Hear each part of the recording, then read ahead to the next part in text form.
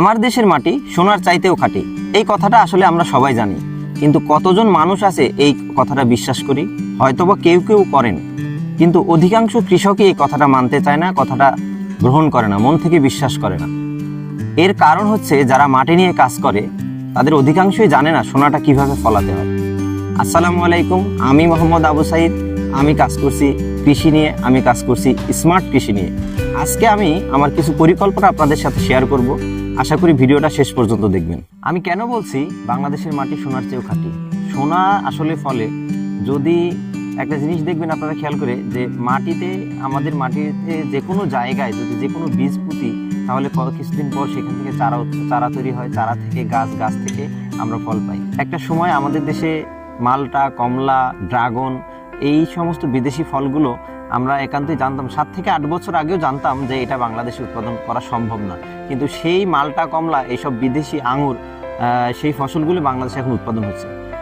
আমি যেটা বোঝাতে চাচ্ছি, যদি আমাদের এই শুধুমাত্র ফল না, যদি সবজিটাও যদি পরিকল্পনা মাফিক এবং সুন্দরভাবে আমরা এটা উৎপাদন করতে পারি, তাহলে আধুনিকভাবে তৈরি করতে পারি, তাহলে আমাদের কৃষকরাই লাভবান হবে। এখন মোট কথা হচ্ছে, আমি ভিডিওর শুরুতে যে জিনিসটা বলতে চাচ্ছিলাম, যে কৃষকরা একটা জিনিস কাজ করে, যে যখন যে ফসল উৎপাদন করে সারা বাংলাদেশের সকল কৃষক একই সময় একই ফসল উৎপাদন করে। এই জিনিসটা যদি একটু পরিকল্পনা মাফিক, একটু সময় নির্বাচন করে আগাম ফলাতে পারে, তাহলে কিন্তু অধিকাংশ কৃষক লাভবান হতে পারে। রিসেন্ট একটা ঘটনা ঘটেছে এই ক্ষেত্রে, যে বেগুনের ক্ষেত্রে। রমজান মাসে বেগুন কিন্তু 5 টাকা কেজি, 10 টাকা কেজি মানুষ নেয়নি। অনেক কৃষককে দেখেছি তারা বেগুন উৎপাদন করে তাদের কাঙ্ক্ষিত মূল্যে বিক্রি করতে পারেনি, বাজারে নিয়ে যে নষ্ট করা লেগেছে। অনেক কৃষক আছে তাদের গরু ছাগলকে খাইয়েছে, আবার অনেক কৃষক আছে সেই বেগুনের দাম না থাকাতে পুরো জমি নষ্ট করে ফেলেছে, কেটে আবার নতুন করে অন্য চাষ করছে। কিন্তু তার ঠিক 15 থেকে 1 মাস পরে এখন যে বর্তমান পরিস্থিতি বাজারে বেগুন 70 থেকে 100 টাকা পর্যন্ত বাজারে দাম যাচ্ছে। এখন আমি চলুন বাংলাদেশি কৃষকদের যে ধারণাগুলো আছে, সেই ধারণা সম্বন্ধে আমি কিছু কথা বলছি, এবং আমার কিছু পরিকল্পনা শেয়ার করছি। বাংলাদেশের কৃষকরা কেন অধিকাংশ কৃষকই ফসল উৎপাদন করেও তাদের কাঙ্ক্ষিত মূল্য পায় না এবং লাভবান হতে পারে। আমি প্রথম যে কারণটা দেখছি সেটা হচ্ছে সময় নির্বাচন। কৃষকরা একই সময়ে একই ধরনের সবজি অথবা ফসল উৎপাদনে সবাই জোর দেয়, যার কারণে বাজারে উৎপাদনটা বেশি থাকে, চাহিদার তুলনায় যোগানটা বেশি থাকে, এবং এই জন্যই ফসলের দাম থাকে না।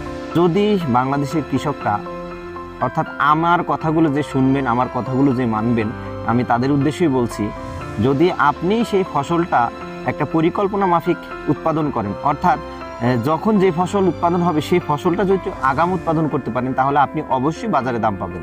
এরপরে যে সিস্টেমটা আসছে সেটা হচ্ছে চাষাবাদ পদ্ধতি। আপনি আগাম ফসল উৎপাদন করবেন আর কোনো সিস্টেম মানবে না, তাও তো হয় না। সাধারণ সকল কৃষকই যদি আগাম চেষ্টা করে এবং সাধারণভাবে চেষ্টা করে, তাহলে তারা আগাম ফসল ফলাতে পারবে না। আগাম ফসল যদি ফলাতে চান, তাহলে আপনাকে বিভিন্ন সিস্টেম অবলম্বন করতে হবে। এর মধ্যে যেমন বেড তৈরি, মালচিংয়ের ব্যবহার, আধুনিক কৃষি যন্ত্রপাতি যে সরঞ্জাম আছে, এই সরঞ্জামের মাধ্যমে যদি আপনি ফসলের জমিতে এগুলো ব্যবহার করেন, তাহলে আপনি আগাম সবজি উৎপাদন এবং আগাম ফসল উৎপাদন করতে পারবেন। তারপরে 3 নম্বর যে কারণটা আছে সেটা হচ্ছে পরিচর্যা।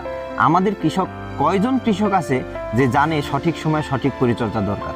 আমাদের অধিকাংশ কৃষকই দোকানে যায় কীটনাশকের জন্য, বিভিন্ন দোকানদারের কাছ থেকে বিভিন্ন কীটনাশক এনে ইউজ করে।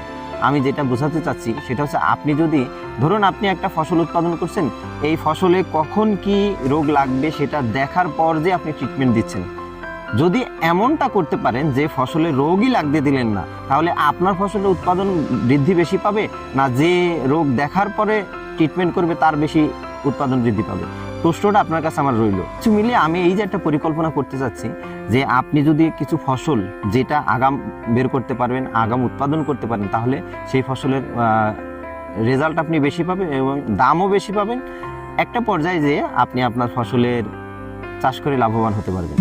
শুধু দর্শকবৃন্দ, এতক্ষণ যে কথাগুলো বললাম, সঠিক পরিকল্পনা গ্রহণ, সঠিক সময় নির্বাচন, সঠিক পরিচর্যা এবং সঠিক পদ্ধতি অবলম্বন, এই হলিস্টিক প্রসেসটা একজন স্মার্ট মানুষ গ্রহণ করে। একজন স্মার্ট কৃষকের দ্বারাই সম্ভব এই হলিস্টিক প্রসেসের মাধ্যমে নিজেকে উন্নয়ন করা এবং দেশকে এগিয়ে নিয়ে যাওয়া। সবাই ভালো থাকবেন, সুস্থ থাকবেন। দেখা হবে নেক্সট কোনো ভিডিওতে। আসসালামু আলাইকুম।